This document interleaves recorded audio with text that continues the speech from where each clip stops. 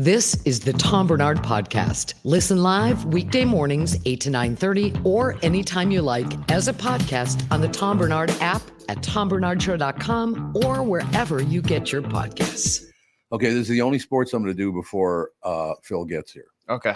This is a total coverage of sports. Twins on cusp of elimination. There you go. You know it's bad when I wake up and I'm scrolling through my Twitter feed and the Associated Press, like the main Associated Press account, has a story dedicated to how the Marlins brought the Twins to the cusp of elimination. Unbelievable. The Marlins are terrible. They're a 99-loss team. 90? Maybe 100. I'm not sure yet. Well, not if they keep playing the Twins. That's true. That's true. Well, we just got Friday, Saturday, Sunday now with Baltimore, right? Yes, the Orioles, and they have locked up a spot, so who knows how much they're going to try. However, the only thing athletes love more than winning and making it to the playoffs is beating somebody that's still trying to fight to get in. So I would guess the Orioles give it a good go, even if it's not their main starters that are in. And the Twins probably needed to win as of like Tuesday, 4 of their last 5. So last night's loss doesn't help. They need a lot of help from other teams now, which I don't think they're going to get. Not going to happen. No question. All right, I do want to get to this because, Fridays we got the whole packed house and all the rest of it. Got somebody on every break and all that. So I do want to get to the Halloween list 2024, 31 days worth of spooky movies and TV shows for the season. Do you guys watch spooky movies at Halloween?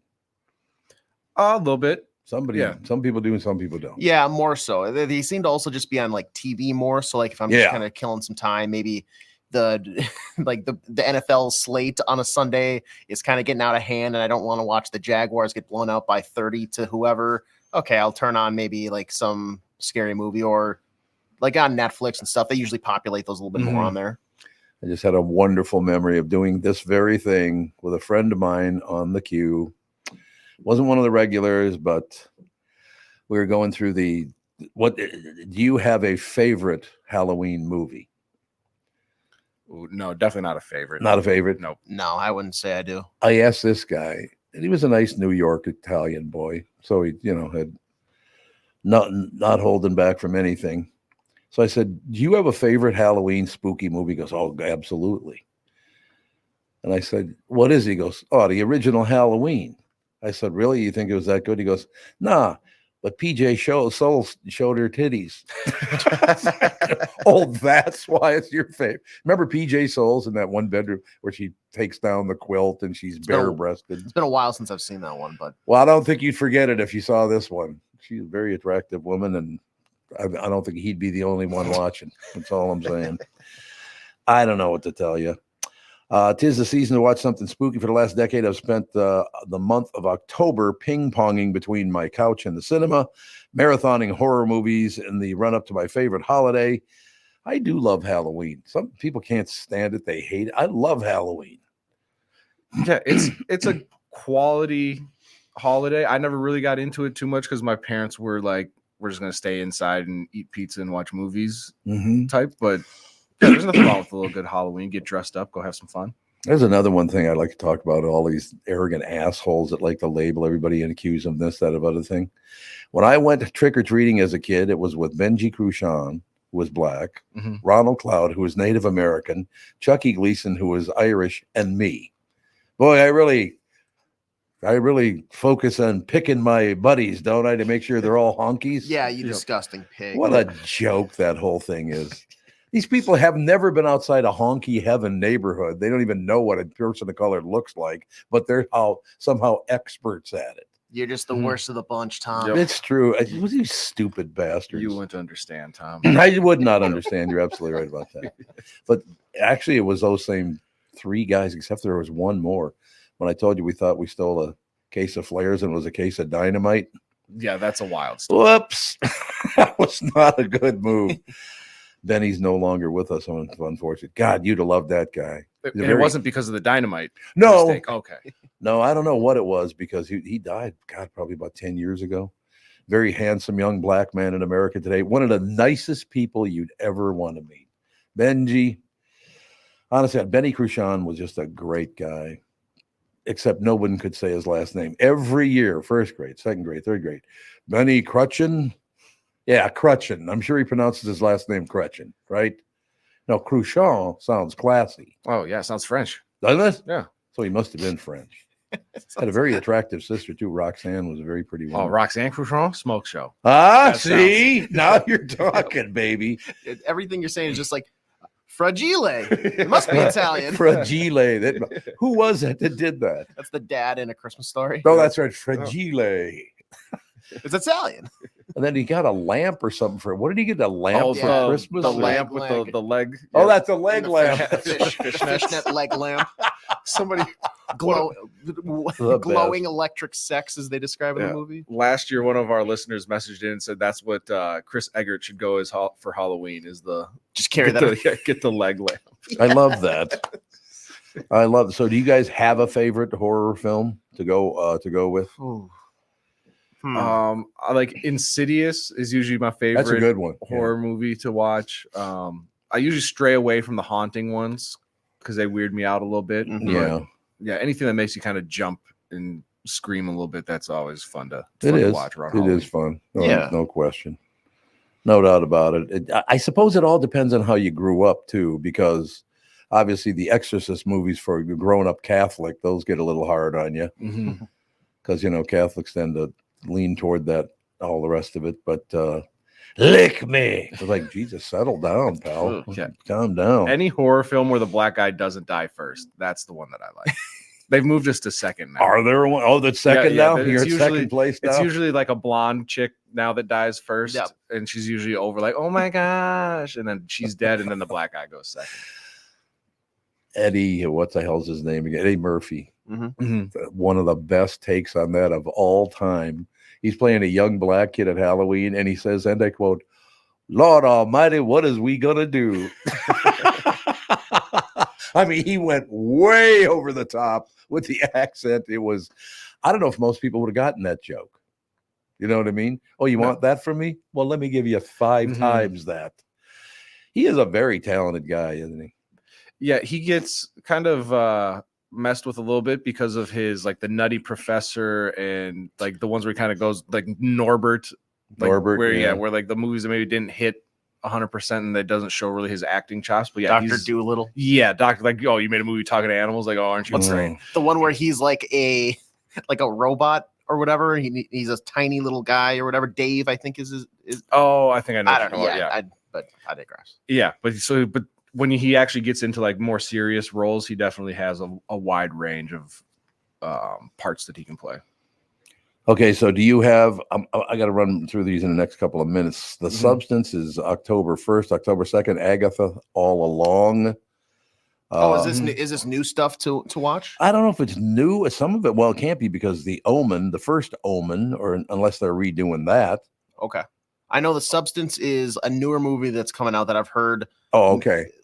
People either like think it's like groundbreaking or it's kind of middle of the road. And I know Agatha. Yeah, that came out not too long ago. That is like a Disney series thing. That's pretty new. Yeah, then you got Black Phone in here too. That was good. Did you see Black Phone? No, I haven't. That's the one where the kid's in the basement, right? Yeah. Okay, I haven't seen that. It was good. Maxine with 3 X's. Okay. You got what the hell is it? Quarantine. I don't want to hear about your bugs and all that. Bride of Chucky. Those Chucky movies were pretty good. I mean, the doll. And the doll. Like there are 2 dolls in this one. There's a boy and a girl. So I don't know what to tell you. Abigail. I've never seen that one, but it looks like it's about ballet, so I never will see that one. And then there's Agatha All Along. Same setup. I saw the TV Glow. That one always pops up on my screen for some reason. That's new, and I want to see it because I've heard that it's like a kind of new take, and it's gonna. I've heard it's kind of groundbreaking for horror films, at least. All right, so that's pretty much your top 10. We can get to some of the other ones. I don't know if I want to see a movie called Rawhead Rex. Rawhead? What the hell does that mean? I'm not sure. I don't know if I want to see Rawhead. Sounds like it might be a little violent. It's from 1986. Oh, it is? Okay. Let's see here. Clive Barker. He was pretty good, wasn't he? Yeah. The first one on it is a bad movie review. Oh, is it? So I don't know if that's just a movie reviewer that's giving a bad review or if the movie was actually bad. I never even heard of it. Rawhead Rex, 1986. Got a 5.2 out of 10 on IMDb. Oh, that's not good. I'm not sure. How about It Eats You Alive? Eat me. That's all I have to say. Lisa Frankenstein. I think I dated her. I know Tim Lammers gave a movie review on that. I want to say within the past year, maybe around this time last year. And Yeah. I think he said it's kind of charming, but it wears out its welcome pretty early. Lisa Frankenstein? Yeah. Really? Mhm. Yeah, I remember that as well. I believe there's something off with the acting. It's a little They're trying quirky, to I do think too he much. said. Oh, is it Maybe it's a little quirky? quirky.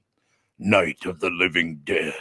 That's just an all-time classic. No? Yeah. Dawn of the Dead, another classic. Mhm. Day of the Dead. Holy God, you got a lot of dead. You got every part of the day. The Night of the Dead, Evening of the Dead. Return of the Living Dead Part 2. There you go. Not just Part 1, but Part 2. Yeah, that goes on to the Living Dead for about the next 17 films. They get into real estate with the House of the Dead. Yeah, do they? Anyway. Aliens, that was with what's her name, though? She was good in that female actress. She was pretty terrific. God, who the hell was it? Is it Sigourney Weaver? Yeah, exactly. Yeah. That's exactly right. Okay. You got Village of the Damned, Ghostbusters. Well, Ghostbusters, you can't go. That's not a horror film. It's ghosts. Yeah, but I associate Ghostbusters with Halloween. Yeah. Yeah, I suppose. On Halloween night, so the 31st movie is Halloween 4, The Return of Michael Myers. You going with that? It's weird that they are going to go with like the fourth installment. Yeah. Not the original or one of the newer ones. I mean, sure, whatever. Go ahead. No question about it. There's a picture at the beginning of this. Yeah. Eder Campuzano. Now, I know that guy. Why do I know the name Eder Campuzano? Oh, Eder works at the Star Tribune. Do I know him? That's a great question. I think I do. And Eder, call in right now. Listen, Campuzano, get off your ass. You heard me. But there's a picture of this very evil woman at the very top of this. And I want to know, it says, her name is Catherine, too. Catherine Hahn, but Oh, that's probably from the new Agatha All Along show. Agatha Harkness. Mm-hmm. Yes, Agatha All Along. That's exactly what it is. She looks very evil. She's a good actress. She's been in a lot. What's her name again? Catherine Hahn. Catherine Hahn. There you go. All right, so we're teeing you up. It starts by the time we get back here on Tuesday. It'll be October. God, it's going to be October already. Yeah. Holy Hannah. And in that list, I'm surprised there wasn't any like Freddy versus Jason. Yeah, I didn't see one of those. Not as many classics as I expected. That's true. Maybe they were off the wall suggestions. I don't know. All right. Well, by the way, one more thing before we move on. St. Paul was once the capital of what in the world? St. Paul was the capital of this in the world. And I did not know this. I mean, I'm happy it's true, but I didn't know this. Was it the Halloween capital of the world? Because I know now that's Anoka. It is Anoka, yeah. yes. Garrison Keeler brings that up to me all the time. My birthplace is the birthplace of Halloween, or The scariest place on earth. scariest place on earth. St. Paul was once the blue cheese capital of the world. Why would that be? What? Isn't blue cheese like a French thing? Bleh. Bleu. It's BLEU. So I'm leaning that that's- way. Yeah, and I would have assumed that, like, I don't know, Wisconsin or California, someplace with more dairy production would have been a cheese capital of the world. You like blue cheese? What constitutes that? Like, how do you I don't earn know. that title? I don't know. I do like blue cheese, though. Do you? Oh, I can't stand blue cheese. On chicken wings, even? Oh, I hate Oh, blue cheese. God, blue I'll cheese take- on chicken wings. I'll take that over like ranch any day. Oh, any day. Nope. Yep. Get out. You're out of the mix. Some of us are adults here. That's Oh, fine. there I'll- you go. I I'll like be a that. child. It's It's a icky good to me. take. Do you want me to take the onions off your sandwich too, sir? I mean, if you have time. Could you cut the bread a little thinner too? It's too thick. No crust. No crust. We'll take a break and come back and do more whining right after this because it's sports time and I'm doing nothing but whine through the whole damn thing. Beer, food, Vikings, and real life jousting. The only place you can find all of these things together is the 2024 Minnesota Renaissance Festival. It's the final weekend of the Renaissance Festival and a special Festival Friday. And yes, it is open today, this Friday, for ladies and Lord Shopping Day. A discounted admission ticket includes wine, a gift bag, discounts from select artisans, and more. It's the final weekend and open today. Look at the Renaissance Festival grounds in Shakopee. It's located right there. It's fun for the entire family as you venture around the grounds, finding amazing food and drinks, tons of different street acts, live music, and full armor jousting. There's always something exciting going on. Try your hand at axe throwing, shooting a crossbow, climb on a rock wall, or test your wits in an escape room. It's also perfect for kids of all ages, featuring a petting zoo, various rides and games, along with arts and crafts events. So visit RenaissanceFest.com now for discount tickets, parking passes, and all other information.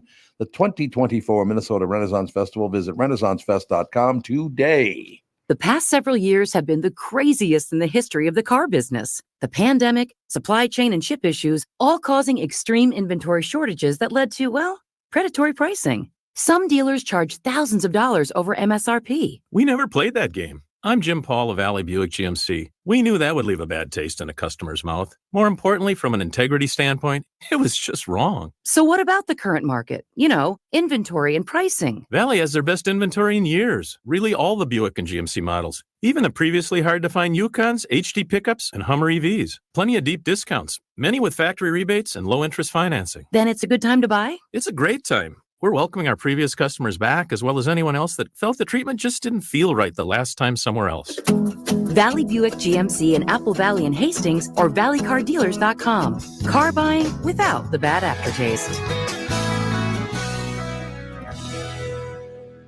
When you go to a restaurant with Josh Arnold, like I will tomorrow night, you're going to suffer mightily. No, that doesn't say that here. Can I just read that anyway, though?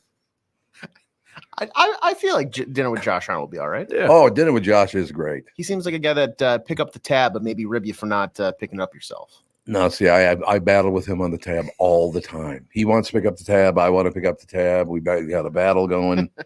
No, the two women with us just look at us like, oh, God, what a couple of douche nozzles.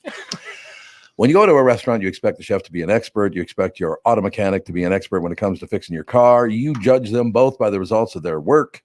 Josh Arnold is an expert in investments and planning your financial future. Josh Arnold is my expert, and he should be yours too. I talk to Josh every week, and he understands the market, the economy, and he knows how to plan for your retirement. Do not put it off another day. The man with your plan is Josh Arnold. So call Josh now for a no-obligation 48-minute evaluation. You got nothing to lose, and you'll have an expert planning and managing your financial future. Call Josh at 952-925-5608. That's 952-925-5608. Investment services offered by Josh Arnold Investment Consultant, LLC, Security Investment Advisor. Past performance, no guarantee of future results. All investments involve risk. All comments and opinions are Josh Arnold's and do not constitute investment advice. I am a paid endorser, and I have to suffer through dinner with Josh Arnold yet again tomorrow night. Oh, my God. This is the Tom Barnard Podcast. I'm not talking to you. That's all I have to say. You're the enemy. I've decided. You know, maybe we should just sit here. Maybe it's a good time for a moment of silence. Yes, I think it is. That team, the Marlins, are horrible. Dude. Awful. Like, yep. I mean, I watched way too much of that baseball game last night.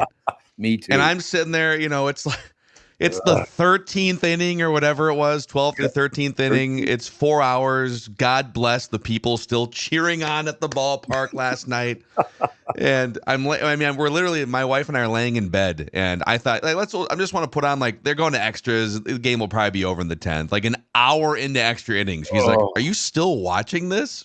Why are we still awake? 13 innings, baby. Oh, man. Is it over now? Is it? I know we got 3 games left with Baltimore, and AJ's already saying no. They have not a over yet. 3.1% chance, I believe. 3%. Yeah.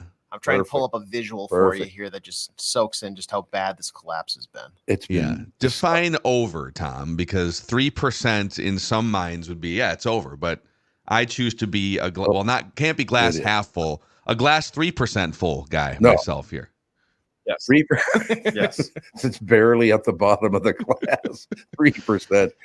I just, and I can't blame it on the coach, can't blame it on the players. You got to blame it on the ownership. They didn't spend the money necessary to make the playoffs. They didn't do it. Yeah. And you know what? The fans have spoken. In fact, I'm crafting a tweet right now. You guys get to see the magic of me crafting a tweet. So the fans have lashed out, and I think for a long time, it's just like, that's The Twins are the little engine that could. But I'm going to give you, 2 nights ago, the latest like full attendance figures from Wednesday night.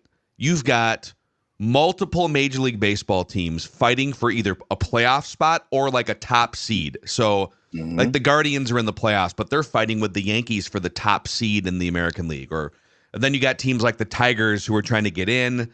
The Diamondbacks are trying to get in. I'm going to give you attendance figures from Wednesday night's baseball games, home attendance figures for the teams fighting for playoff position. Okay.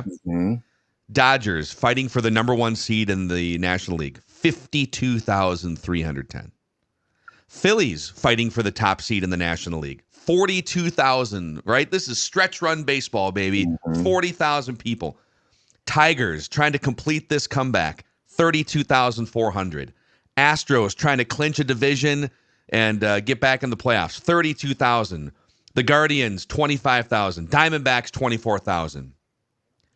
The White Sox, oh God, 18,423. Oh, trying to avoid their 121st loss, I guess. Or they're all trying to witness history. Well, yeah, Or maybe that. They won the other night, and it was like a mix of cheers and boos. Fans were like, we want to see you set history. Love it.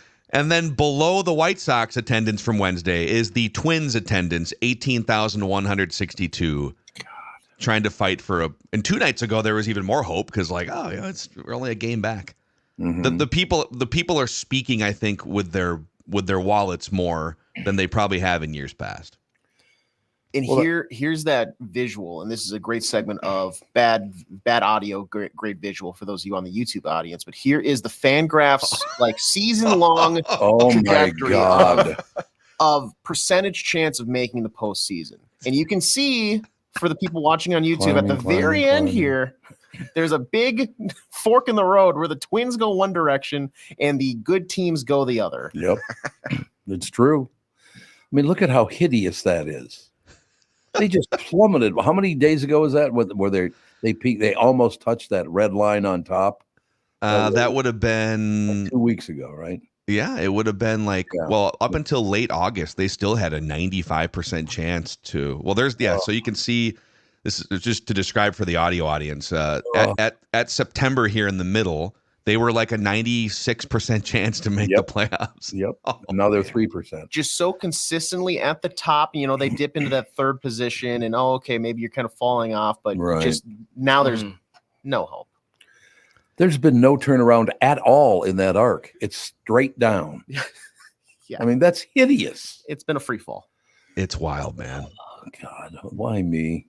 And now they're putting out, I just got an email blast about fan appreciation weekend at Target Field. Sure. Come on out, watch the Twins play the Orioles. We'll give some stuff away. Oh, my God. Can they afford to give stuff away without having, the TV money? I don't want the Pohlads to go broke. Yeah, you don't want them going broke. Appreciation Day. We're cutting back on fan giveaway spending also. Yeah, what was the line at the trade deadline? We'll make trades, but it has to be dollar for dollar exchange. Maybe that's hey, we're going to give some stuff away at the ballpark, but if we give you a free T-shirt, you got to give us a little something in return here, okay? You're wearing that out. I need the shirt off your back. Keep the free T-shirt. Trade for somebody. Sign somebody. Use that money to go towards a player. Who's the one that had the great call? Look what we're giving away. An oven mitt. Yeah. Oh, that's a great prize at a baseball game. Now we're talking an oven mitt. Man, it just breaks my heart. I've been a fan since I'm 9 years old. I was like, why are you doing this to me? Twins hate. Yeah, it's and it really, like, the answer going forward has to be you got to pump. You at this point you have to spend money to make money. Yes. Because you have, not only do you have a product on the field problem, but you have probably the biggest public relations problem. Can you think of another time, Tom, in the last, since the 91 World Series, where they've had a bigger public perception problem? No. No, this team is in big trouble right now because you don't have an ownership that's willing to spend enough money to win. And they're worth $4 billion. I would have pissed that away by now if I owned the Twins. I'd be broke. Well, who was it? I think it was the Tigers' old owner, Mike Ilitch, the Little Caesars, Mike Ilitch, and he was in his early 80s back in 2006 or 7 when the Tigers were coming out of their downstretch. and he was consistently spending for a few years among the top like 5 or 6 teams in the league. Yeah. And taking losses on the franchise.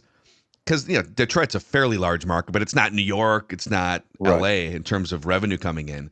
And he was quoted at some point on the record saying, I mean, I'm 82 years old. I can't take it with me. I want the Tigers to win a World Series. Right. Literally before I die. Yep. So I don't know. Like, if you were to ask, this is my question to the Pohlad family.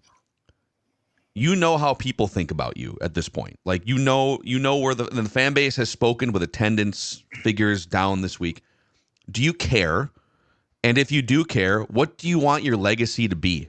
It's been 35 years since the 1991 World Series. Like, we can only keep doing reunions every so long, right? We can only keep running Herbeck back out for a wave to the crowd. What do you want your legacy to be the next 5 or 10 years?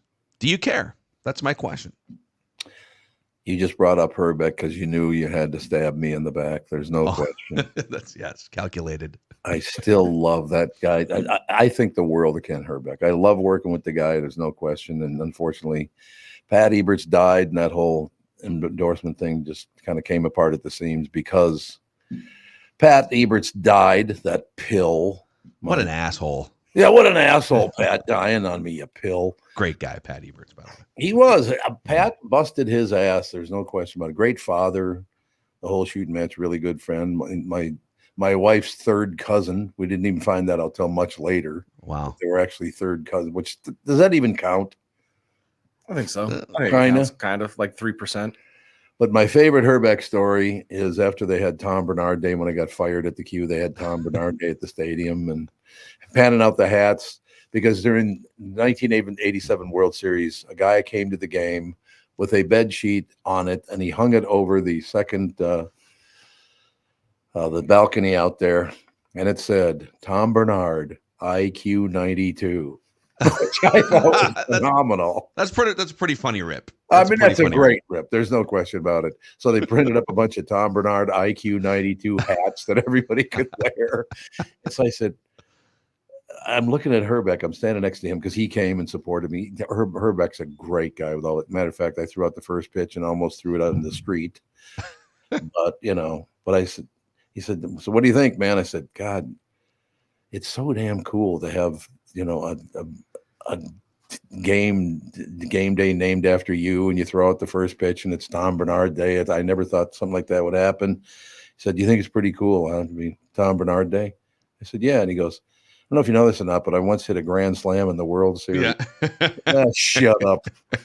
Stop talking to me. He can pretty much end every conversation with that, right? He can, absolutely. And there's really no comeback to it unless somebody else who hit a grand slam. That's what I want to know. Like if he's having a conversation with somebody else that hit a grand slam in the World Series. I hit a grand slam in a world. Yeah, that's a pretty tough one to top. I will tell you. Not a lot more you can say after that. No question. Yeah, I guess if he runs into somebody else that also hit a grand slam in the World Series, then you'd say, well, how far did yours go? Yep. Mine went 474 feet. I just love the fact that he pushed. Who the hell was that he pushed off first base and they called the Ron guy Gant, out? right? Ron Gant. That's exactly who it was. You're right. Just basically shoved him off of first base. And you know what? Like, why? I was 6 years old, so I just remember the highlights. But when you watch that play, it's pretty obvious, right? Like, if you're the umpire standing there looking at it, and Herbeck's like, he's just falling over. Look, he's falling. He's like pointing at him. Oh, this guy. Look at this guy. He's falling over. No question about it. But yeah, those are the days, man, going to the Twins game. Look, the Twins are very important because I have many friends. As a kid, I mean, growing up in North Minneapolis, did I ever think I'd become very good friends with the Kent Herbeck, Tim Laudner, Johnny Castinos of the world, Roy Smalley? I mean, I would run into Roy's son, work at a restaurant or whatever, and we'd talk about how great it was that, that I knew him and he knew me. And it was just very, very sweet. I am so lucky about all of that stuff, for all that stuff. And there were some Twins that wanted to have me killed, but that's a different story for a different day. Yeah. Bernansky might have been number one on that list. Bernansky and what the hell's his name? That crabby bastard that does the games. Like Tim Laudner? No, Tim Laudner, the He crabby likes you. bastard. I love that. I love Well, that. he can be a crabby bastard. Oh, he can. Anyone. Yes, that's Yeah. true. That's very, very true. Now I'm talking about the. Oh Jesus! I can't believe I forgot his name because he hates my guts. That's why I don't remember his Kirby name. Puckett. No, that's him too. That's true. You're absolutely right about You that. know, speaking of Lauds, by the way, man, I always like he's doing like the post game for a lot of these losses the last month and a half. Yep. How many times? And you're working kind of on behalf of the Twins when you do the pre and post game show on Bally Sports North. How many more times can you trot out there and try and talk about these It's just, my God. You just got to dust yourself off. Come back tomorrow. Let's go to break. Dan Gladden, by the way, who's I was talking about. Danny Gladden. Yeah. Danny Gladden's always hated my guts because I'm critical of the team. He doesn't like that stuff. You know what though? I mean, I love me some Danny Gladden, and I get along well with Danny. Great Gladden, player. But I think there's more people that he dislikes in life than likes. Yeah. So he's a cantankerous, surly fella, that Danny Gladden. Every time I go to the burger joint just reopened in Edina there. What's the grill? Capitol Grill. Is it not Capitol? Or not Capitol Grill. Convention Grill. There Convention Grill. Every time I go in there, Dan Gladden's in there, and every time he sits and stares at me with this evil look while he's eating his lunch. Never looks down at his plate. Never looks at his plate. Staring you down. Hell of a player, though. You can't take that away from Danny Gladden. He was one hell of a player. Hell of a mullet. Hell of a mustache. Yeah, he had it all going. No question about it. No doubt about it. Okay, I'll leave you with this. My wife got a flat tire last night, so we had to have her car towed in. So I, of course, took an Uber to work today, and Andy can give me a ride home so Catherine can use my car. I want to all guests, the three of you. I was picked up by a woman, a Muslim woman, and she did a good job driving. Don't get me wrong, but a Muslim woman picked me up. How many words did she say to me in the 12-minute drive? I'm going to say 0. I'm going to say it was 0. We got one. Zero communication, which, by the way, that's how I like my Uber rides. Yep. Oh, God. Yep. Don't say a word to me. Really? Silence. I like the schmooze. I'm going to say 1. You're saying 1 as well. I think because like, aren't Uber drivers supposed to be like, Tom? Yeah. Like verify it's you, and then that's it. There was no hello, goodbye. It was just Tom. Yes, got it. But if you verify your name first, then they don't have to speak, right? You can just say, That's correct. "Hey, it's Phil. Hey, it's Tom," and then I'm still gonna price is right, Phil. Here, I'm gonna go 1. Leaves you an awfully small window. You're right. It was 1, but it was not that. 1 word she said was goodbye. yeah. Honestly, that's perfect. Yep. That's how my Monday appearance is going to go if the Viking lose to the Packers. I'm going to come on here, say nothing for 15 minutes, and then say goodbye. There's going to be one big difference between this Muslim woman and you, though. And I don't mean this as an insult. She was stunningly beautiful. Holy Christ, was that young woman beautiful. Yeah. Are women getting better looking, or is it the fact that I'm just moving on? Maybe it's I mean, I don't know. We'd have to. It might just be your taste, man. Maybe you're broadening your taste later in life, Tom. What do you mean? I'm saying maybe you think a higher percentage of women are good looking. I do. I think a very high percentage of women are quite beautiful these days. Women are working on it, and men just look the same old lumpy bullshit. You know what I mean? Bunch of schleps like us walking around. Schleps, exactly. So yeah, goodbye. It was pretty good. Goodbye. No, she did a good job driving the whole deal. No question about it. We didn't kill one Jew on the way over, so that's good as well. Well, good for you guys. I still can't believe that's going on. I just cannot believe that people are hating Jews in America. What the hell is that? I think we all just need to take a deep breath and be nice to each other, except for the Twins. We don't need to be nice to the Twins right now. Right. Or Packers fans. Or the Packers fans. That's true. Okay. Yeah. And look, what I'll do is if you want somebody to hate, I'll provide like Josh Arnold. You can hate him. What do you think? Sure. He and I are really good friends, so I'll offer him up as the one to hate. What do you think? That sounds good. And then I'm going to shortly here start recording Royce Unchained presented by Josh Arnold. It's a day, but I'll hate on him. Yes. There's no question. Josh is a piece of work. You know what happens to me all the time with Josh? I'm talking to him, and once Josh gets started talking, he doesn't stop. And I can never tell him I'm about to get in an elevator and you're going away. So all of a sudden the phone just disconnects. So he thinks I hung up on him. Elevator door closes, phone disconnects. Yeah, as soon as the door closes, you're absolutely right.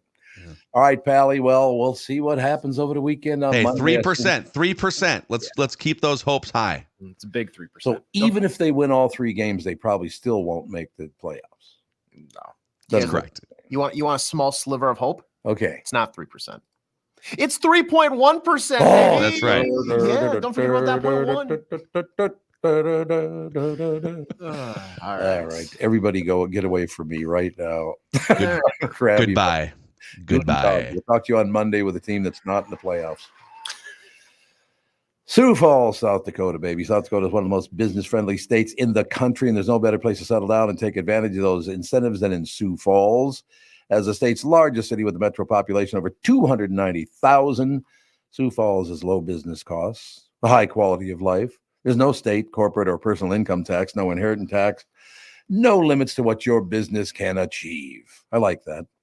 Sioux Falls, South Dakota was recently ranked the #1 best small city for business and careers by Forbes, the #2 best state business tax climate by the Tax Foundation, and the #5 top state for e-commerce by Nexus. As one of the Midwest's fastest growing cities, Sioux Falls has a robust growing job market.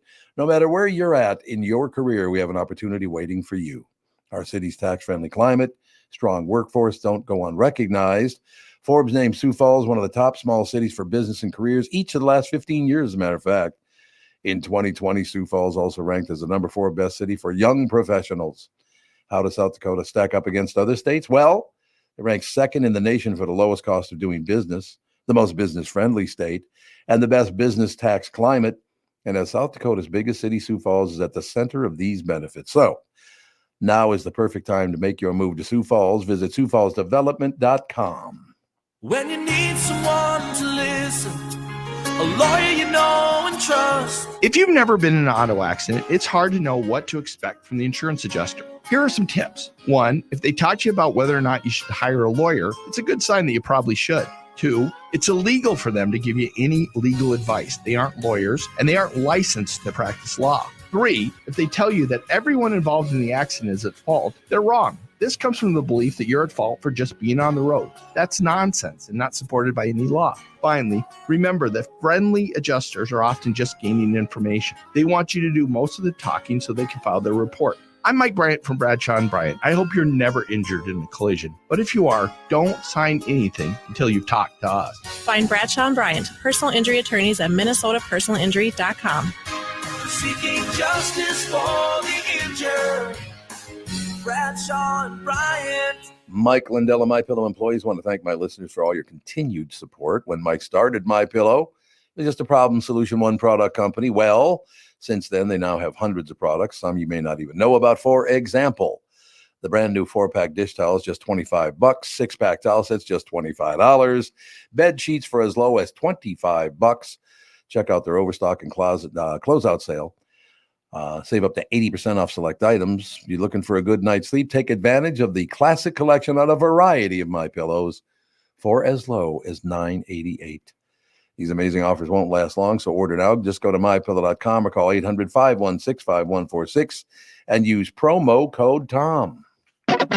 You're listening to the Tom Barnard Podcast. Channel 5's Chris Egert, brought to you by Mr. Money Talk, Josh Arnold. Call Josh today for your free 48-minute evaluation at 952-925-5608.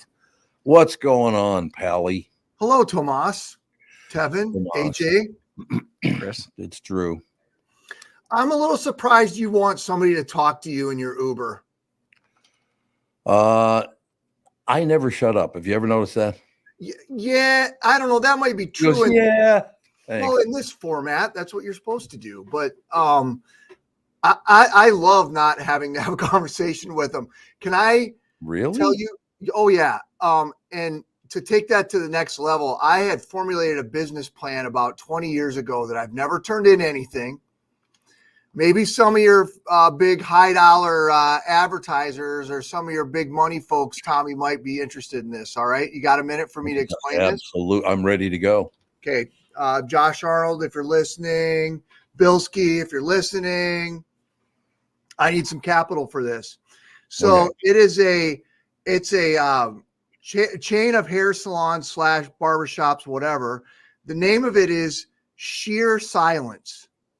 Oh, you can't talk. Sheer Silence. No, that's not exactly the deal. Oh, okay. All right. So I even had a logo designed. A friend of mine does graphic design. He made a logo with the stoplights in the Sheer Silence, red, green, and what's the other one? Yellow.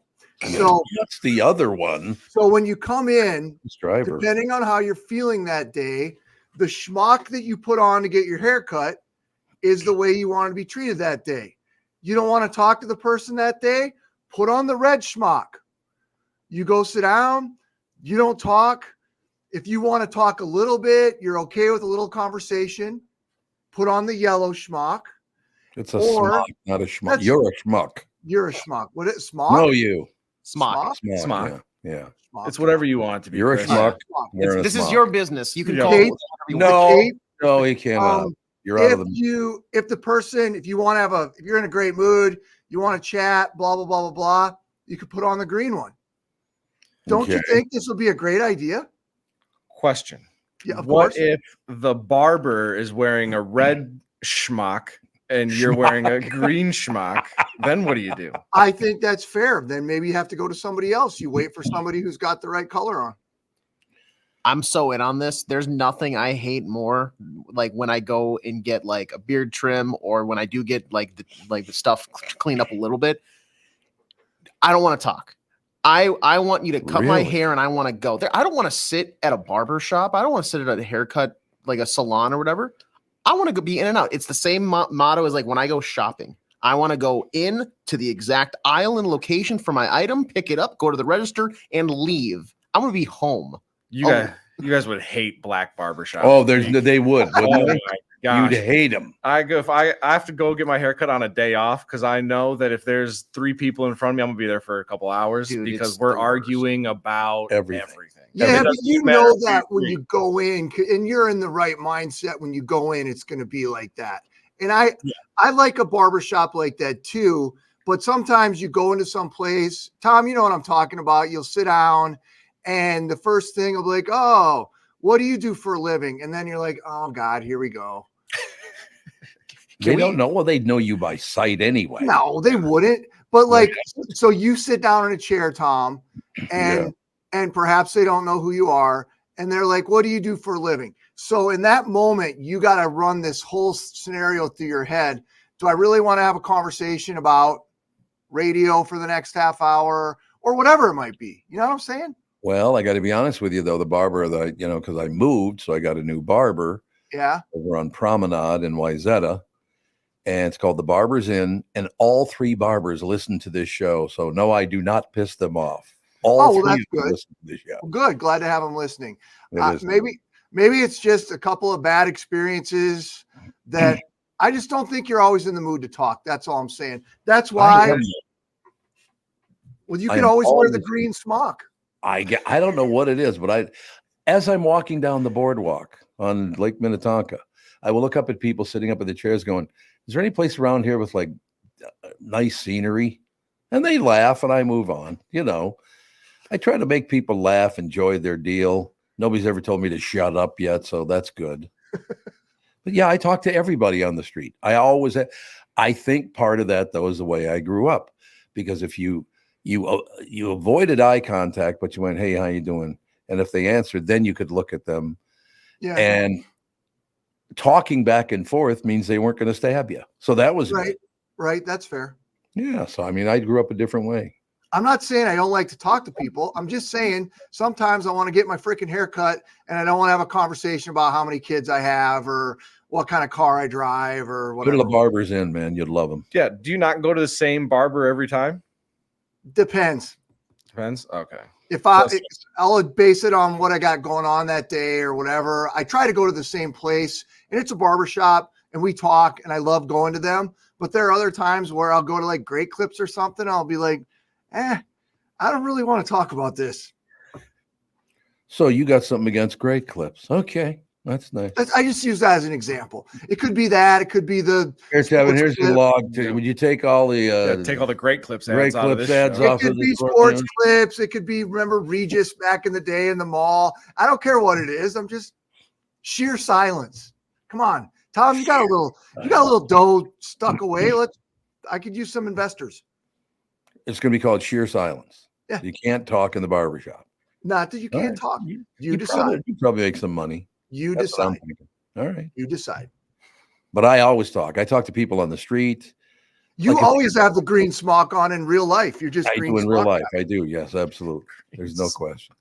I mean, little kids walk by with their moms. I go, man, look how cute that kid is. And they like that. You know, they instead of look at how homely that little bastard is. I never say that. Also, we are getting word that it's technically called a cape. Oh, it's not a smock? We have Officer Dave said his mom was a beautician, and she called it a cape as the technical term. Inside information. No, I thought you were going to go with thanks, Officer Dave. Beautician. What happened to him?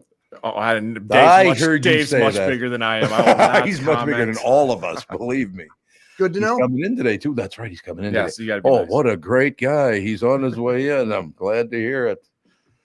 But no, look. Well, I think everybody should live life their own way. You know, you don't want to talk to them at the beginning. I'm really not interested in talking. You shut up. Something like that. Maybe we could all just wear color-coded necklaces. All right. For everything. Just like for everything in life. You just have that little necklace on, hit a button on your phone. You got the red on your neck. You're like, all right, leave that dude alone. Bring back the mood rings that used to be popular back in the day. Oh, mood rings. Absolutely. Yeah. Look, I'm in a horseshit mood. Look. I'm glowing red today, folks. Just get out of my way. All right. You got other work to do. So get off your butt and get it done. I do. One big thing I should tell you about, I-94 is going to be closed. Oh, God. Eastbound from 280 to Kellogg in St. Paul this weekend. No. So that's a big closure. So that means you're going to be going through up to 36 through Roseville. So it is a big closure. Heads okay. up. So by the way, we got to go to a break. And then after the break, there'll be this very, very loud noise. Don't be surprised by that. It's just Bob Sansevere. Hey, Tom, how you doing? It's like, yeah, okay. He blocks his ears. We'll talk to you on Monday. Bye. Have a good weekend.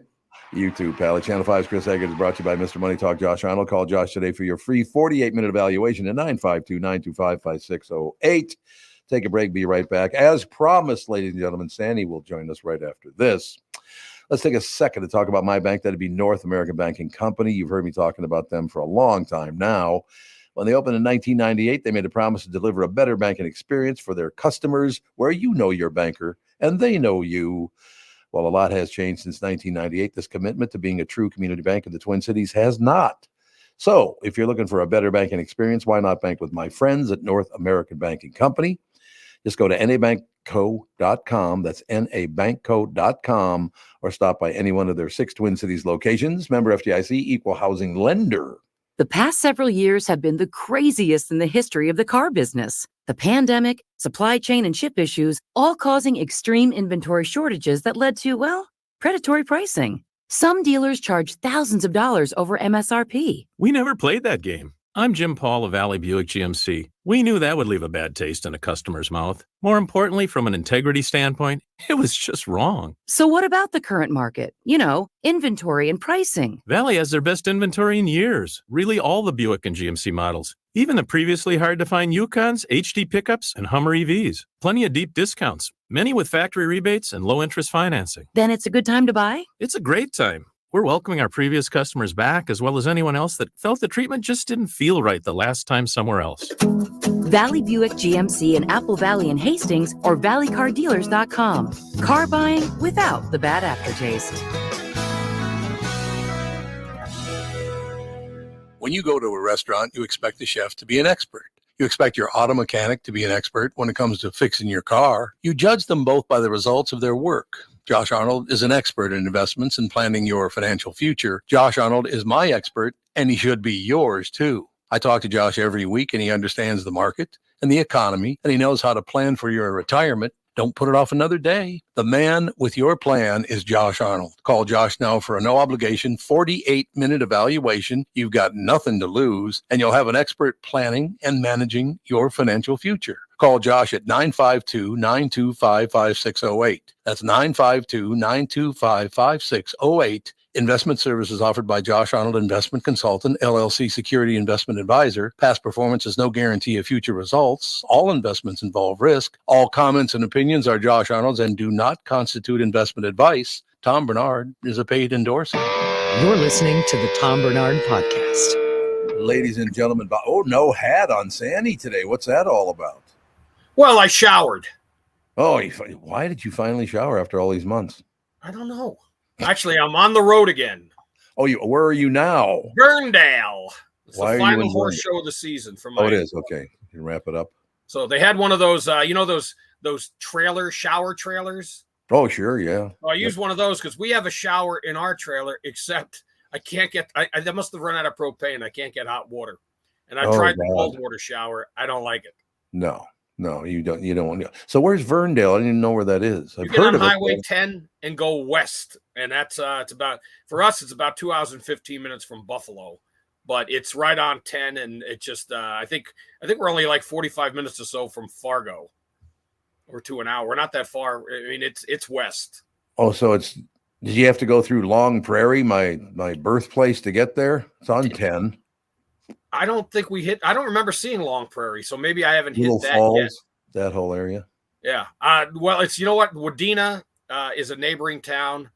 Staples, Motley, it's in that area. So that is up further, So yeah. where did I go through Long Prairie then and didn't even know You would it? have gone by it. You would have gone by it, yeah. But I think it's Little Falls and Long Prairie, like 24 miles apart. And there was the halfway house. There used to be 12 miles from Little Falls and 12 miles from Long Prairie. There's the halfway house. That's pretty good. What do you think of that action? You know how far you've gone. So now, how's the weather up there? Because the weather here is Very nice. God, it's gorgeous. Beautiful weather. Yeah. When is it going to turn? We know it's coming. Not for another 10 days. They say for 10 more days, it's going to be absolutely gorgeous. Wonderful. I Yeah, hope I'm looking. A week from Saturday, it's 70 degrees here. Yeah. I'm sure at home back in Buffalo to be even warmer. You know, we're closer to the equator, I think. No, I don't think there's any question. It's just a given. So, Bob, I don't want to talk anything about baseball. Whatever else you want to talk about is fine, but I don't want to talk about baseball because I don't blame you, but can I just say, well, let me ask the question. Do any of the Pohlad entities advertise with you guys? I don't think so. Then those cheap-ass Pohlads need to sell the damn team. They do. I agree 100%. They need to sell that team because they won't spend the money. Not spend the money. They cut the money. Yeah, they did. They cut the money, yes. And announced that they were going to do it multiple times. Like they didn't even try to hide it this time. No. We're not. And the trade deadline, nothing. Oh, we're not going to spend any money now. Just sell the team. Do some good. You know what? You like money, get money for it. You'll get a pretty penny. Yeah, what are they going to get? About $1.50? They get about $1.5 billion, wouldn't they, for that team? Maybe more. Maybe more. Who knows? You're absolutely right. I'd sell something I had for $1.5 billion. Your left nugget, maybe. My left nugget. I absolutely would do that. Catherine doesn't need that anymore anyway, so that's good. Did you hear, by the way, speaking of decent money, the Ohtani 50th ball, the 50th home run ball? Yeah. Some 18-year-old kid catches it, and he claims it's in a court right now. You guys talk about this story? We haven't talked about it yet, but I saw this. 2 guys assaulted him, according to the guy who caught it, to take the ball from him. They've already put it up on an auction, and the first bid is like $500,000 for this ball. How could you get away with this? You stole the ball from the kid, allegedly. But I have a question for you. Weren't there any dads around that go over and go, give him back the ball, jackass? What are you doing? Apparently not. Are men turning into the biggest candy asses they've ever been in this country? But how, what? The guy is, they knew the value of this ball. And that's why, the kid was trying to hide it, move it away from him. They just grabbed him and grabbed the ball out of his hand. Are they going to be able to get it back to him? Well, there's a court case, and on October 10th is when the judge is going to, I think he's going to rule, but on the 14th is when the auction ends. So that thing will be up well over $1 million. You know what they're going to wind up doing? They'll probably make them split it, Oh, which is God. wrong, though. It's the kid's ball. Is there video of him catching the ball? I was going to say, I need Yes. video evidence of the catch and set assault, because There's if video there's not, evidence of the they catch, stole- but I they don't know stole that it they from me, too. stayed. I don't know if the camera stayed on it. But there's always people with cameras. Well, the thing about that too is like you can't just catch the ball and then leave the stadium, because at that point, like, it's worthless. That's just another ball. What you have to do is at every MLB stadium, there's a desk where they will like certify that this is the ball that it was, and everything. And and if you do it in a certain amount of time, they can be like, this was from Ohtani's home run. So I want to know. They usually have to attach a name to that certification of this is who brought it to the desk. Right. I would like to know if it's the kid, because that seems like a pretty, in my mind, open shut case at that point. Well, what's interesting is these other guys grabbed it. They may have gotten it authenticated, but they could tell by watching the video they didn't catch it. Yeah. So I don't know how the thing's going to come out, but it's something that I'm going to keep an eye on. Yeah, please do keep an eye on it, because there had to be some Video. guys 35, 45, 50 years old could have gotten over and said, look, this kid's lying. What? This kid's 100% lying. Really? Are you reading the story? I'm watching the video right now. There's video of the kid catching it. No, he's standing in a red Miami Marlins jersey without the ball as these other two guys are on the ground. Everybody's climbing over chairs. This kid had no shot at this baseball. And he has his phone in one hand. He has his phone in one hand and one hand trying, like, reaching into this guy's. He reached up with his left hand and caught the ball. No, he did not. Can we? Is there any way we can put this up on the screen so we could all enjoy it, not just you selfish bastards? I haven't seen it. It's just Kevin giving play-by-play. He's always wanted to be a play-by-play guy. He's lying. This kid is not going to win this lawsuit. Well, they have to show where the ball went to the ground or when it came in, right? See if I can. I'm looking at a video. I'll see if I can maybe get it up here. Because now we can get in a real argument if we can see the video. Here we go. Yes, AJ, get it up here. Yeah, hold on. It should be up on your screens. Let's see here. Not yet. You guys see? Nope. Oh, hold on. We might There we go. Something's happening. Okay, you can see the smoky stadium. So here's the stadium. I hope you got closer picture than that. So this now, see, it's on the ground there. He's trying to get it. This guy's trying to get it. Oh, so nobody caught it flat out? It's on the ground. They're all wrestling. Caught it. No, but there's a guy that has it, and this guy's trying to reach into his breadbasket for it. Yep. And see, Miami Marlin guy, I think I don't think he has a case. No case. Wait a minute, but isn't the guy that has the ball right there the one who it was taken from? He looks about 18. No, it's no, it's absolutely this Miami Marlins guy. Yeah, I don't think. Yeah, that kid, he still doesn't have it. It's rolling on the ground. There's a guy that he has it in his legs, and there, and yep, filed a lawsuit. Yep, over. Oh, is that the kid in the glasses that filed the lawsuit? I would assume so. Yeah, it kind of looks like it. So, well, he never touched the ball. No. Well, we saw after he caught it with his right hand, I guess, not left hand. Oh, here we go. I don't know if that's another angle, but all right. Well, hey, this was a fun experiment. Do you have any video of the pop-up that I tried to catch about 40 years ago, and I stuck my one hand? I was going to just one-hand it. Mm-hmm. There was so much spin on that ball, it almost ripped my skin off, for Christ's sake. That ball was spinning, baby. So Tommy didn't catch it. Let me put it that way. Yeah. No. You still have the stitches in your palm of your hand. The stitches in my hand. That's exactly right. What do you got planned this weekend, Sandy? Well, I'm going to be here most of the weekend, but I got to plan around the Viking game. I'm not going to miss that. That's a big one. Is that noon Sunday? Yep. In Green Bay. In Green Bay, noon on Sunday. My God. I don't know if I'm going to Aaron Jones. I think Aaron Jones is going to go off in a big way. Yep, I think KOC schemes him open to really just abuse his old team. Really? And, he wants to do the Lambo leap. He's talked about that. Yeah, he calls jumping into the stadium or the fans section at US Bank a bank vault, apparently. And so vault. Yeah, so Packer fans they're going through it right now because they used to love Aaron Jones, and now to see him doing his thing in purple, they're not. I've seen some of the teammates talk. He was beloved by that team. Yeah. And they say he's going to get an enormous ovation because it wasn't his fault. No. They wanted him to take a 50% pay cut. 50%? Yes. And the guy's still one of the best running backs in football. God, unbelievable. Maybe we got to do something about management in this country. Management, it's the best thing we got. Let's screw them. What is that? So, but the fans and these teammates, they know it was not his fault. It was it was a decision by the team. Yeah, to screw him over. All right, Sandy. Any TV show you're watching just on the way up? Maybe you could recommend a TV. Well, yeah, if you're not watching, you've seen the first two of Tulsa King. Oh yes, absolutely. I really like this season where it's heading. It's really weird. Every time Alex goes down to Florida, she runs into Sylvester Stallone. What the hell's that all about? I've never run into him, but every place that Alex goes, she runs into Sylvester Stallone. Is it for sure Sylvester Stallone? Oh, it definitely is. Or is it a drunk guy that just sounds like, hey, how you doing?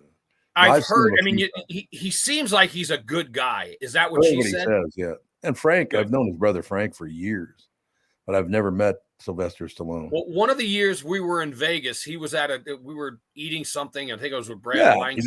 He was at a table next to us. Yep. And I mean, I didn't interact with him, but people came by and he was very kind. And he didn't do what when other, celebrities do, didn't mock the people or make fun of them when they walked away from the table. He was very gracious. Why do they do that? They're nice enough to come over and say, hey, I'm a big fan. And then you mock them. Why would you do that? Because they're celebrities. They're big shots. Ish. All right, Sandy, we'll enjoy your Verndale vacation. Oh yeah. Hey, I did have some of the best chicken wild rice soup I've ever had up here. So it's phenomenal. I love chicken wild rice soup. No question. A good batch, nothing like it. Good stuff, Bob. All right, Pally, we'll talk to you next week. All right. Bye. Bob Sansevere, ladies and gentlemen, just of course supporting his family like all husbands, fathers, and grandfathers should do. I don't even know if he's a grandfather yet. I don't think so. I don't think so, but it's whenever he will be, he'll support that grandchild too. Indeed, no question. Timmy Lammers will join us right after this. Mike Lindell of MyPillow employees want to thank all our listeners for all your continued support. When Mike started MyPillow, it was just a problem solution, one product company. Well, since then, they now have hundreds of products, some of you may not even know about. For example, the brand new 4-pack dish towel sets, just $25. 6-pack towel sets, just $25. Bed sheets for as low as $25. Check out their overstock and closeout sale and save up to 80% off select items. You're looking for a good night's sleep? Take advantage of the classic collection on a variety of MyPillows for as low as $9.88. These amazing offers won't last long, so order now. Just go to MyPillow.com or call 800-516-5146 and use promo code TOM. Is that text you're sending so important that you missed your turn? Is that text you're sending so important that you ran the red light? Is that text you're sending so important you didn't see the ball coming onto the road or the child that followed? Hi, I'm Mike Bryant from Bradshaw & Bryant. When you take your eyes off the road for even 4 seconds, your vehicle travels 100 yards. That's the entire length of a football field. If you absolutely have to text, you need to pull off the road somewhere safe and do it from there. Texting and driving is against the law and can cause serious injury or even death to you and others. Now that is important. We hope you're never injured in a collision, but if you are, please contact us. Find Bradshaw & Bryant, personal injury attorneys at minnesotapersonalinjury.com. Going farther with Mike Bryant on your side, seeking justice for the injured. Bradshaw & Bryant. I'm talking with my friends Michael Bilski and Brad Huckle of North American Banking Company. Guys, business owners have had to deal with a lot over the last few years, haven't they? They sure have, Tommy. We pride ourselves on being able to help our customers with the challenges they face. Our business bankers are experts and are always ready to help our customers capitalize on opportunities and solve problems. Loan decisions come quickly because they're made here in the Twin Cities and not shipped out of state like at some of the national banks in town. This allows our customers to expand their businesses with confidence, knowing that they have our team of experts in their corner. Okay, so now you give me this big thing at the end. Way to go. Well, you are the professional. Oh, I forgot. Look, I know Brad and Mike, and I trust them with my banking. They've personally delivered on everything they've just said, so why not bank with my banker? North American Banking Company, a better banking experience, member FDIC, equal housing lender. This is the Tom Barnard Podcast. Listen live weekday mornings, 8 to 9:30, or anytime you like as a podcast on the Tom Barnard app at tombernardshow.com or wherever you get your podcasts. Indeed, ladies and gentlemen, Tim Lammers brought to you by Bradshaw and Bryant, personal injury lawyers seeking justice for the injured. Contact Bradshaw and Bryant at minnesotapersonalinjury.com. That's minnesotapersonalinjury.com. Timmy Lammer is with us. I'm going to talk like Sylvester Stallone because heard you guys talking about Tulsa King, and that's great to hear that Sly is gracious with the fans. Yeah, he is. I think I've heard you tell a story before about Tommy Lee Jones not being so gracious. Oh, what a prick. With the fans. Oh, God, what a prick. But I think you've talked to Stallone once, right, Sly? Yes. I know you've talked with Frank a bunch of times. Yeah. I talked with him about 25 years ago. My God. Oh, really? Haven't been able to get him since, and his publicist didn't even bother answering my email about Tulsa King season 2. But you know what? He has an excuse, I think. Okay, you got to remember, Sly Stallone is 79 years old almost. Mm-hmm. Yep. He is doing Cliffhanger 2. Oh, man, sorry. I mean, come on, man. Cliffhanger sucked. Well, apparently he wants to redeem himself for something, but it doesn't matter. You want to be doing character pieces at this point, don't you? You don't want to be out there hanging off some rocks. Like no, he did the first one. That's what he did. Catherine had a tweet. You're not feeling well or something? She said you were sick. No, she was sick. Oh, I just have allergies to ragweed. It makes me sneeze like a son. Oh, okay. Maybe she was implying Tommy is sick and mentally ill, yes. Or she was mentally ill for marrying me. Maybe that's but aren't we all sick in the head to some extent? But quickly before we launch into Megalopolis. Talked with the Philly dog for about 45 minutes last night. I love the Philly dog. Oh man, I do too. And he says it's so freaking hot in Vegas.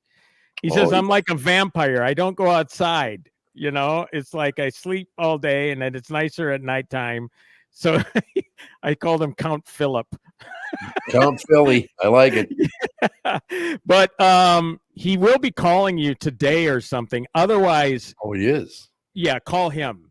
He wants to talk with you about something. So okay, I love Philip. You tell Tommy, I want to talk with the Philly dog. I talked to the Star. The Philly dog wants to talk with him. I talked to the Star Tribune and the Pioneer Press about this. I said, Philip and I would have been great friends if he hadn't been black. I remember. Joke. Tommy. Really disgusting, the things that they say. I love Philip. Leave Philip alone. Leave Philly. I love Philly. I love him. And you know what else he said? And I think everybody listening will love this.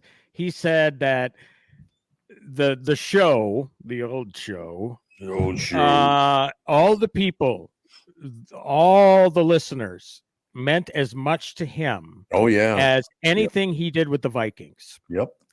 Such an important part of his life. And we also talked about how much we both miss Pat, and I know you do too, Pat Ebers. We were just talking about it. Yep. Oh my God, just breaks my heart. So a lot of great people. Well, yeah. So give him a call. I will call Philly later on today, no question. Yeah. So he didn't know if he had your correct number, so I sent your number to him too. So okay, good. So anyway, trying to get around this one. I love Francis Ford Coppola, as you know. Who doesn't? Yep. You love The Godfather. But Francis has been a maverick, okay? If you saw The Offer, I mean, he butted heads, right? And he's been a risk taker his entire career. I mean, he did a movie called One from the Heart? That was a bomb. He's been self-financing his own stuff for a while. A lot of experimental films. Well, there's been this idea cooking in his head for, he says, like 40 years about placing the story of the fall of the Roman Empire in modern day America, or actually futuristic America. And he titles it Megalopolis. And he financed this movie reportedly, because the numbers vary, but it doesn't matter. anywhere from $100 million to $120 million of his own money. And that does not include prints and advertising costs, which is an additional God knows how much. It can be a lot of money. And he finally got a distributor. Lionsgate is putting it out. They're not on the hook for it, though. They're just distributing the film. Mm-hmm. But it's a sci-fi film. And it's got loads of great people in it. Adam Driver is the lead. Nathalie Emmanuel is a lead. Giancarlo Esposito is a lead.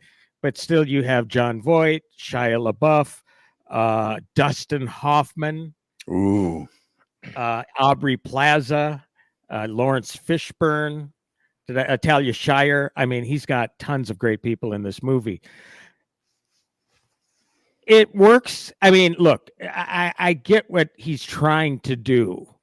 The story, he's framing it. I understand what he's trying to do, but in telling the story, it is so visually manic. It just doesn't make sense. Oh, it doesn't make sense. It's so much style over substance here. It's like style over substance on steroids. I mean, the craziest stuff. It's like, Francis, what were you tripping on when you were making this? Or were you tripping on something and you write it down and then put it on film? and I will also say, though, it's so strange because visually, it might be the coolest movie I've seen all year, if not in years, visually, even if you can't make sense of it. And I am not alone here. Even the highest of the highbrow critics are saying, what the hell was that? You're going to get to the end of this movie saying, what the effing hell was going on with that movie? So, again, I mentioned this on the podcast on Tuesday, the family podcast, that, look, Francis is 85, 86, something like that. Mm-hmm. If anybody has earned his keep, it's Francis Ford Coppola. Especially, a guy who, not only a brilliant filmmaker, but this wine empire that he's built. Mm-hmm. If he wants to spend his money that way, God love him. Yep. And so, some people are really, really ripping on it, some highbrows, but some highbrows are, I think they admire the fact that he's taking risks. And what he does here is he calls out it's a modern day. I mean, there's a lot of reflections of modern day. He takes shots at, politics, corruption, all that sort of stuff in a nonpartisan sort of way. Which, the thing that he has said about this cast, they come from all sides of the political spectrum. Francis, he's a clear thinker in that regard. He doesn't. Yes. He makes, and I will say the movie actually feels old school in a way, as futuristic and as bat bleep crazy as it looks. It feels like something that maybe was out of the 70s. It's got narration, which is weird. Lawrence Fishburne is in the film, but he's also the narrator. And there's just something about it that, as futuristic as the plot is, it also feels like, this is old Hollywood in a way. It's kind of weird.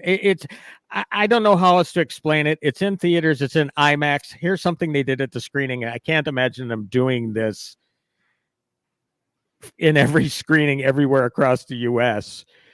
He even, again, experimental. He even has a point where at the screening I was at, where there was a live actor out in the audience. They've set up a microphone for him, and he was posing as a reporter, and it was amplified. And he asked Adam Driver a question on the screen, and Adam Driver answers it. I saw a clip of that. It's interesting. What is it about? Without giving too much away, I don't even know. It's about basically a status quo politician wanting to run the city his way, New Rome. Okay. And Caesar Catalina, which is Adam Driver, is an idealist. He has hopes for the future. He wants to build a utopia, and he's meeting complete resistance from this politician. And again, there's the politics is wrought with corruption, right? So it's basically about those two butting heads and trying to, what? Whoever heard of it? Yeah. So look, and Coppola admits this himself. And the screening I was at, there was a half-hour Q&A with him and De Niro and Spike Lee prior to the film, which actually they talked about more. They talked a lot about The Godfather and all that sort of stuff, which was pretty cool. But Coppola doesn't expect you to understand this one in the first viewing or multiple viewings. He feels that way. That's that way with a lot of his films. He wants you to think about things, and he encourages multiple viewings. Of course, that makes sense because you make more money that way. That's very true. But this movie is not tracking well. I mean, we're talking about opening in the $5 to $7 million range. That, for $120 million movie out of your own pocket. That's a lot. But man, I guess if I were in his position, it's like Costner, man. These guys, as awful as I thought Horizon was, I do admire the fact that he's willing to walk the walk and talk the talk, as it were. So we will see. But hopefully this movie will at the very least be nominated for visual effects Oscars and stuff like that, because it certainly deserves it. It's a bat bleep crazy movie. Really crazy. Yeah. And if anybody that you talk to say, oh yeah, I totally got it first viewing, they're lying to you. Okay. I'm a dumbass movie guy. I didn't get it. I'm just going to flat out tell you, I didn't get it. Okay. But it was sure pretty to look at. So there it is, baby. Megalopolis. So we'll talk to you next week. Looking forward to it. Indeed. I hope you're all caught up on Perfect Couple. Perfect Couple is very, very good. And the other thing I got to tell you before you go, I know that it's a couple of years old, but that Monsters TV series with the Menendez family. Oh, that one's new. The Dahmer one. Yeah, that's new. That just came out. That's amazing. Yeah. Monsters, a Jeffrey Dahmer story, which I could not watch. I just didn't have the stomach for it. This says Monsters TV series created by Ian Brennan, Ryan Murphy. Because it's an anthology series that was created in 2022. The first anthology story was Dahmer. The second one now. Because right now the Menendez brothers, and Kristen could probably tell you a lot more about this. Hannah. Yeah, people are pushing back hard on Netflix and Ryan Murphy over this, including the brothers from prison. So so you're watching that? Yes, and I've never seen a movie before where what we got to do is blow off both mom and dad's face. Yeah, and dad is, I don't know who plays mom, but Javier Bardem is he the father. Dad, yeah. And quickly, who plays the mom? I was trying to find her. I don't see a woman's name on here. Somebody notable though. Somebody definitely notable. But Javier Bardem, talking about Tommy Lee Jones earlier, my youngest son has never seen No Country for Old Men. Mm-hmm. I can't believe how stellar Javier, how frightening he is in No Country for Old Men. If anybody deserved an Oscar, that guy can act. Man, I would agree with you. I didn't even know it was him the first time I saw him. I had no idea that was Javier Bardem. Well, and again, that's actors somehow manage to do that, don't they? And which is the best when you don't even, when there's somebody that who is that? Oh my God, that's that sort of thing. So right, exactly. Okay, guys. Well, have a great weekend, and we'll talk next week. Thanks a lot, Timmy. Tim Lammers brought Go Vikes. Go Vikes. Take the Twins with you. Anyway, Tim Lammers brought to you by Bradshaw and Bryant Personal Injury Lawyers, seeking justice for the injured. Contact Bradshaw and Bryant at MinnesotaPersonalInjury.com. That's MinnesotaPersonalInjury.com. KB2 up next. When you go to a restaurant, you expect the chef to be an expert.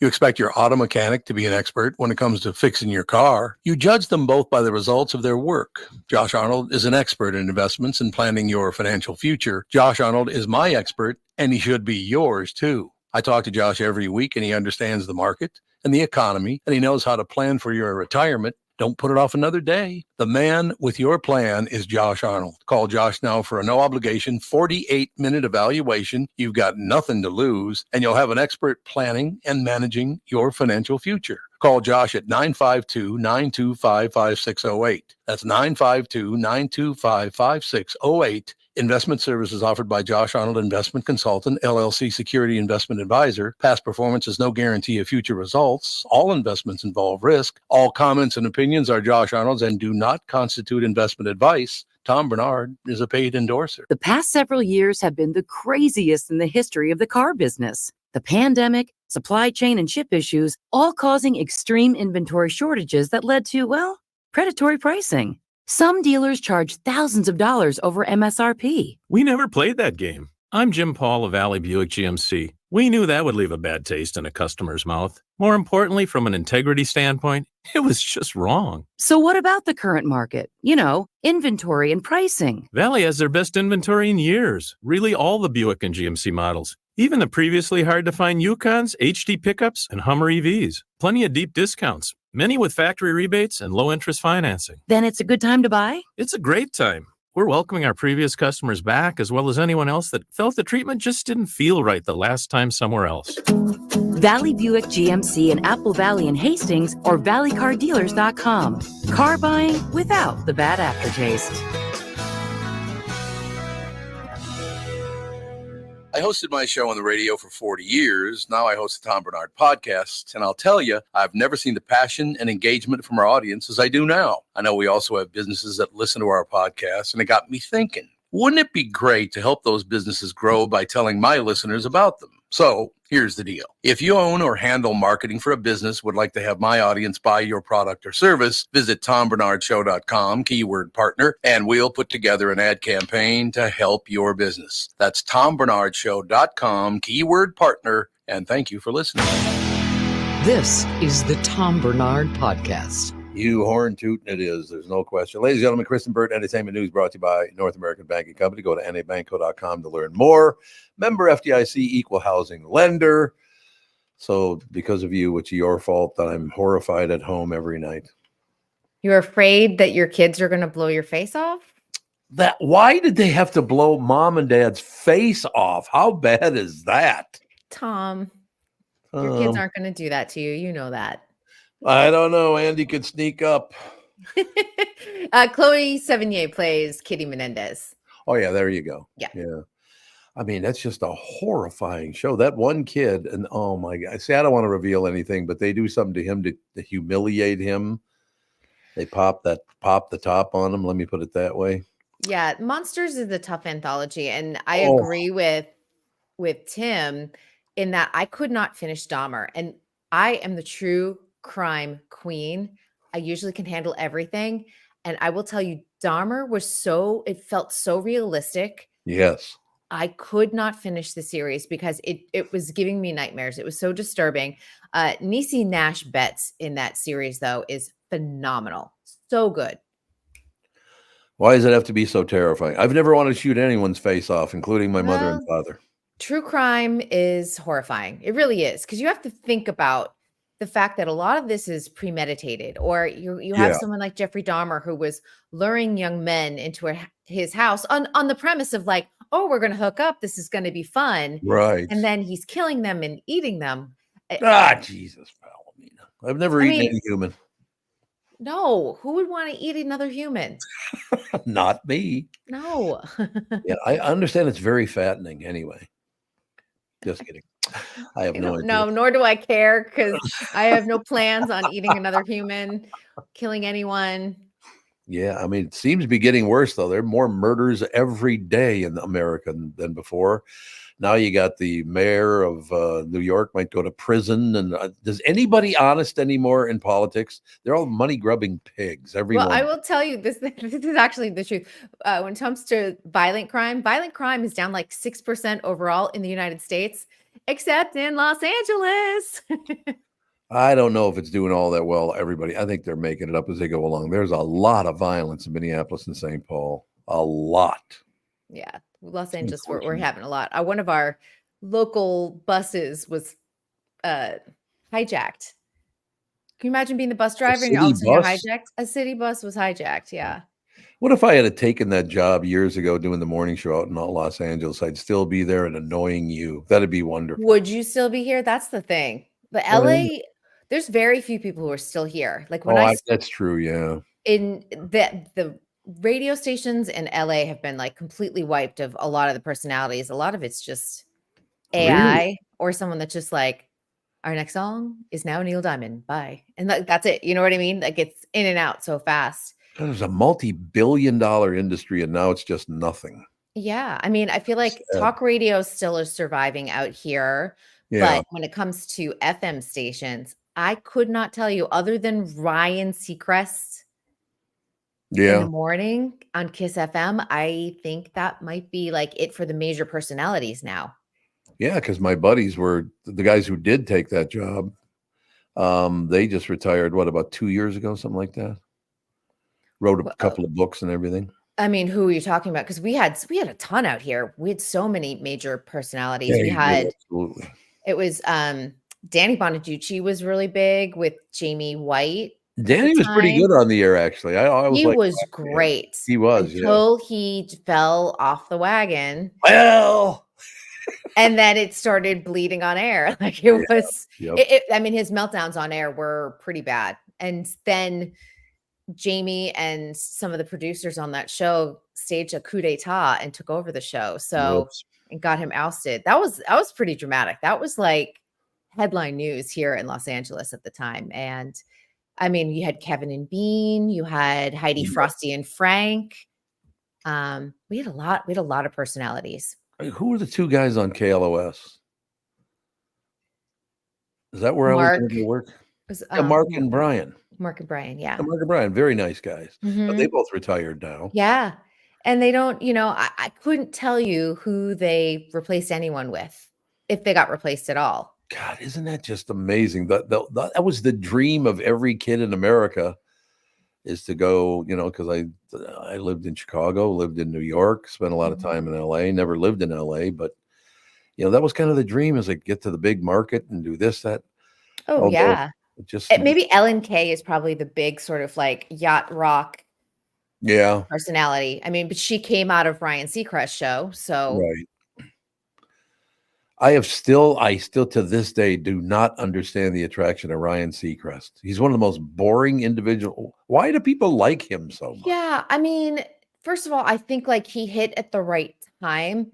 And I think about this because he and I were auditioning around the same time for certain jobs. American Idol, I auditioned for American Idol to host it, and was down to like the last maybe 10, 15 women who were there. And then they decided to wipe us all out, and they went just looking at the men because the show came out of Pop Idol, which is what it was called in the UK, and they had two male hosts, and they just decided, let's stick with that formula. So that's what they went with. But he was so hardworking. He was auditioning for absolutely anything and everything. He would take whatever he saw like fit. And I mean, he really modeled himself after Dick Clark. And he's like, I'm going to be Dick Clark. I think Dick Clark was a little bit more interesting personality wise. I think Ryan's been a little bit more reticent to talk about his personal life and things like that, which I think has made him, in terms of like me from an entertainment reporter perspective, I think it makes him less interesting because we never really know much about him. And even though he did, Regis and Kelly and Ryan, which every morning, the first 15 minutes are about your personal life. Do you still feel like you know him? Yeah. No, I don't. Yeah. Where I could tell you literally, and I don't watch Kelly Ripa's show regularly, but I could literally tell you everything about Kelly Ripa and her 3 kids and what she likes to do and who she hangs out with, because she does put it all out there.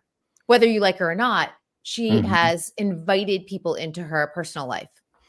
Why'd you bring up Dick Clark? Now it's going to be stuck in my head the whole day. The last time I ever saw him on TV after he had that brain malfunction. We had a stroke, yeah. Had a stroke. He comes on, Happy 2007. It's like, don't let him do that. I think that's his work ethic. I think he wanted to. I agree. Wanted to do it, and I applaud the bravery of that, of showing like what it actually is like to have a stroke and to be like, I'm still here. And I think he hoped to maybe recover more of his speech and everything else. And he didn't, unfortunately. Is he dead now? He is. I thought he was. Yeah, I thought he died. He's been He gone was a very while good now. at American Bandstand. He was terrific on that show. Great on Bandstand. I mean, and you have to remember too, like he was kind of like the uncool guy hosting the coolest show. Yeah, there you go. And people respected him for that. And I think that that is amazing. And he ushered in so many incredible music acts, probably all the way through the 80s, at least, when it was really relevant. And I mean, even he could even banter with Madonna, which is not an easy thing to do because she was such a rebel in her early career. That was so great because on one side we had Dick Clark and on the other side we had Don Cornelius and Soul Train. I loved Soul Train. Yeah, and see, Don was the coolest guy on the block. He was, absolutely. But they both like worked in a space and they could coexist. I think they were friendly. There wasn't like a major rivalry, and it's pretty sweet. Come home from grade school, 3 o'clock, there'd be American Bandstand, and then after that it'd be Soul Train. Is that when it was on the afternoons? Yeah, for me it was, yeah. And that's I don't know if it was market by market or what it was, but yeah, it was pretty damn. Oh yeah, American Bandstand was a daily show at the time. It was a daily show at the time. Oh, okay. So I only knew it as because I think it lasted probably through the 90s. I only knew it as a Saturday afternoon, like syndicated show. Oh yeah, that was the big show. It was the big show. Wow. Yeah, what are you gonna do? Now I'm sad about how the world is turned. Well, that's why everyone knew all the dancers and things like that. Yeah, they did. Yeah. Yeah. And that's why they did American Dreams. Do you guys remember that TV show, which was based off of it was Brittany Snow's first really big role, and she played like a girl who got to dance on American Bandstand with Dick Clark. And they showed old footage. It was a good show. Didn't last as long as it should have. No, probably. Well, you know what?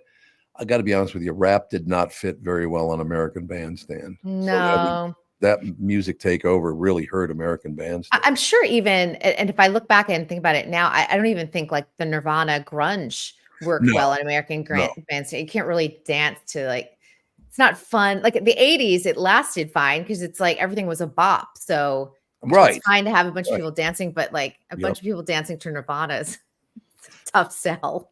It is a tough sell, no question about it. But yeah, I honest to God, KB, too, the TV shows just get better. I mean, Monsters is horrifying to watch. There's no question about that.